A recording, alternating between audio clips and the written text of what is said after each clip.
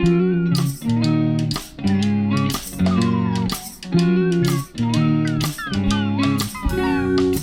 greatest author of all time. Literally thousands of contenders. So how could we possibly narrow it down to just one? And I know what you're thinking. Daniel's gonna say Robert Jordan. No, I'm not. Robert Jordan is my favorite fantasy author, but I identify that that comes from personal preference and is limited to genre. And if many people want to stick with the fantasy genre, they could throw up people like Tolkien, but I disagree once again. While he was amazing for the fantasy genre, I don't think he's had the impact needed on fiction or writing as a whole to be considered up for GOAT status.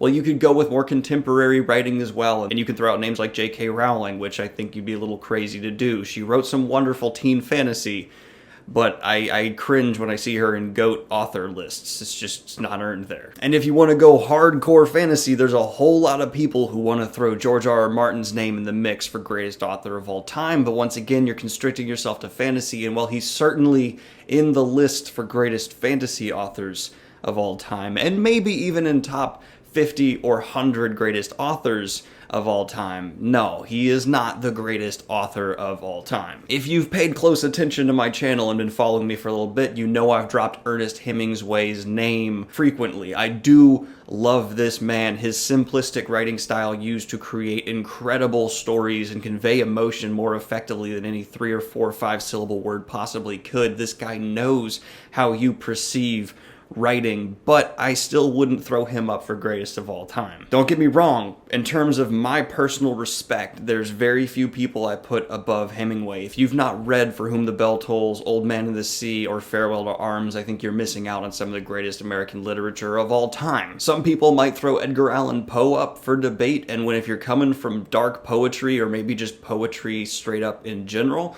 yeah, Poe could be in for debate, but we're talking across all genre, all history, who is the best. I recently saw people throw up names for like Socrates when it comes to greatest author, which you're discounted from the debate altogether there, because if you knew anything about Socrates, you know he thought writing and reading was like beneath him. He didn't believe in writing things down. That's what the Phaedrus is like about. Read the Phaedrus between him and Plato. It's basically Socrates saying, dummies write stuff, I just take things off the top of my head. But I do like this idea of going back a bit. Throughout history, we've been delivered some of the greatest stories that stick with us today. Beowulf, Canterbury Tales, all these stories remain in our cultural mind, and they've influenced some of the greatest stories told in modern times. Stories like The Once and Future King would not have been created if they didn't have the base of influence from these older stories that have evolved into now our modern literature. But where I'm going for greatest of all time is gonna fall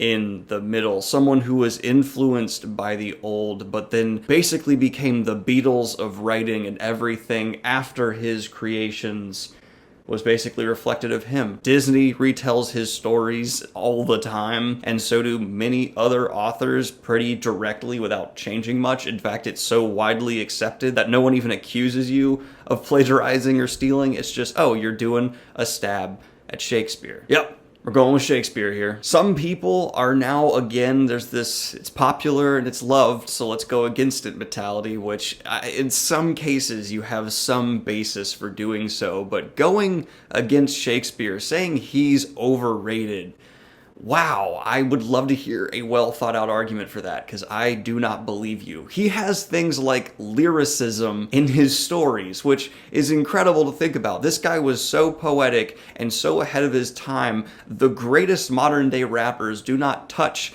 his bars. He literally invented words that made sense and his audience just understood in context and the way they sounded. Shakespeare understood linguistics to a point where it enhanced his plays. His stories were mostly original and had such a bizarre turn on them that within his lifetime he became one of the most recognizable names in the world. And he was the first author I'm aware of to make jokes by just using the writing and pacing of his stories. There's such intricate amazing wordplay happening to tell highly influential and epic stories. I've acted in a couple of Shakespeare's plays in college, either for classes or side projects with friends, and I never really appreciated him while I was doing that, and I regret that. I noted some of the wordplay, I thought, oh, that's clever. Overall, I thought the stories were fine. But it wasn't until a stage combat class, believe it or not, where I had everything turned on its head. There's one fight that happens with one of his plays where someone gets stabbed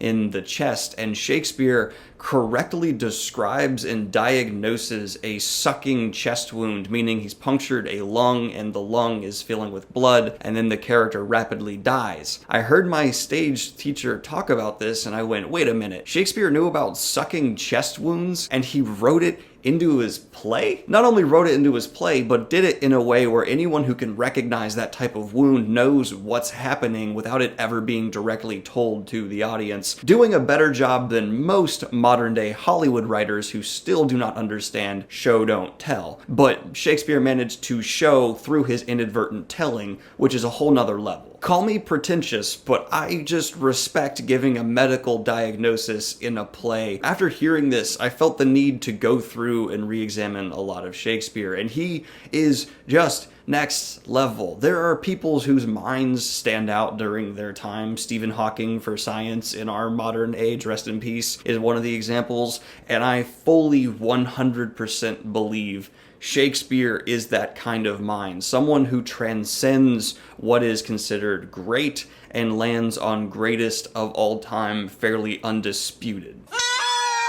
It's not only the originality, the wordplay, the humor, the incredible descriptions, the subliminals, which he kind of invented doing within plays, the way he captured culture, made fun of it, twisted all kinds of preconceptions, and played with basically society as a whole. But to me, it's the consistency. There are some Shakespearean plays that are not considered as good as his greatest, but that doesn't mean they're bad. In fact, Shakespeare's worst is better than most authors can dream of penning. Having a flash-in-the-pan great story or album or movie can be done. We all know of artists who are one-offs, one-hit wonders within what they do. Shakespeare manages to be the opposite of that, where almost everything he wrote is worth tearing apart and looking into with a magnifying glass. Now, there's going to be some people rolling their eyes. This channel is mostly for fantasy fans and people who just want that genre to be talked about, and you were probably hoping I would name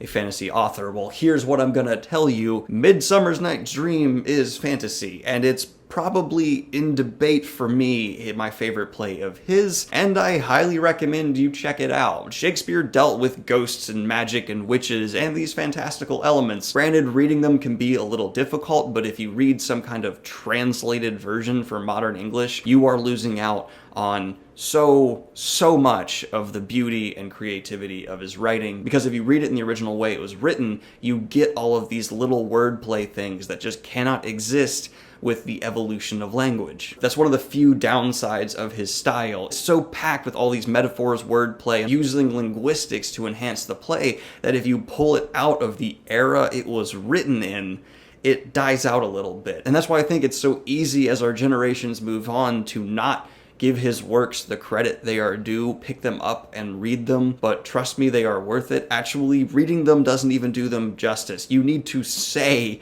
a lot of the things he's writing for it to fully make sense and get the entire impact. A lot of his cues and jokes are verbal. So please go see a Shakespearean play. If you're in any kind of populated area, I'm sure there's some either school, playhouse, college, or whatever that will be putting on a Shakespearean play in the somewhat near future. And if you're in a major city, there's one probably happening in the next month. I have a younger audience here. My age demographic is actually right about where I am, 20 to 25, and a lot of people my age have never given Shakespeare his due. Please fix that. This guy is the pinnacle of writing in a lot of people's minds, and I do not disagree. I view him more similar to a modern day MC with his offhanded disses and jokes and just phenomenal wordplay, but he results in a storyteller that is just so far above and beyond what any modern rapper has done to this point. And I know this is probably common knowledge, but a lot of Disney movies are simply retelling Shakespeare's stories. So if you love them, you might like what happens in what he wrote because they're simply retelling